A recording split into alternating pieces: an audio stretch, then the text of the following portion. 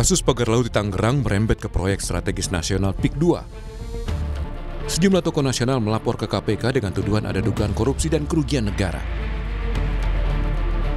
Mantan Ketua KPK Abraham Samad mendorong KPK memeriksa semua pihak yang diduga terlibat, baik dari pihak swasta maupun penyelenggara negara, dari tingkat bawah hingga atas. Nama bos Agung Sedayu Group, Sugianto Kusuma alias Aguan, dan Presiden ke-7 Republik Indonesia, Jokowi, ikut masuk dalam laporan. Kuat dugaan telah terjadi tindak pidana korupsi di dalam penetapannya sebagai proyek strategis nasional. Kemudian juga kita melaporkan tentang ada dugaan kuat terjadi suap menyuap gratifikasi di dalam penerbitan sesuai dengan undang-undang. Maka selain penyelenggara negara, pihak swasta juga aguan bisa diperiksa. Penyelenggara negara itu siapa? Mulai dari kementerian sampai aparat tingkat bawah, kabupaten, provinsi, maupun sampai yang paling di atas. Jadi semua kita minta diperiksa. Menanggapi laporan kong kali kong sejumlah orang kuat dalam kasus pagar laut, Ketua Umum Relawan Jokowi Mania, Emmanuel Ebenezer, meyakini meski menjabat sebagai presiden 2 periode, Jokowi tak terlibat. Saya punya keyakinan cukup besar ya, ini ada kong kali kong lah, pasti nggak mungkin tidak antara penyelenggara negara dengan swasta. Ya ini kan problem kita puluhan tahun menghadapi para mafia tanah ini. Jadi saya rasa apa yang dilakukan kawan-kawan PBAI, Abraham Samad harus kita dukung. Tapi saya tegaskan sekali lagi, kemarin juga kita ngebahas kawan-kawan dengan Pak Jokowi soal PIK 2 ini.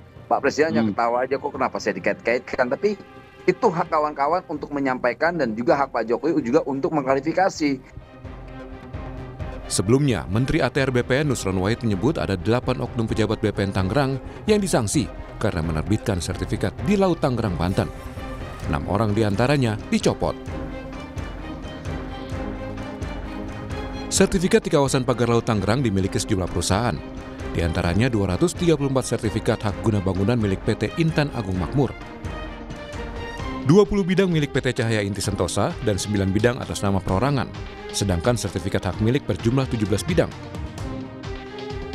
Dalam keterangan yang disampaikan saat rapat, Menteri ATR mengaku sudah membatalkan 50 sertifikat, diantaranya 38 hak guna bangunan dan 12 sertifikat hak milik. Menteri Nusron mengklaim jumlah ini kemungkinan akan bertambah.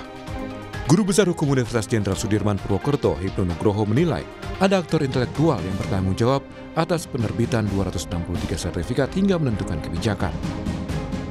Kita harus melihat kalau menteri berarti penyelenggara negara. Penyelenggara siapa? Ya pada waktu itu. Disitulah saya kira Mas Julius dan saya itu menambahkan negara, karena itu penyelenggara negara. Apakah penyelenggara menteri itu berdiri sendiri kebijakannya, ataukah melalui karena tindakan dari atas? Nah, dari atas siapa? Disinilah nanti akan diurut sebetulnya aktor intelektual dari kasus ini siapa.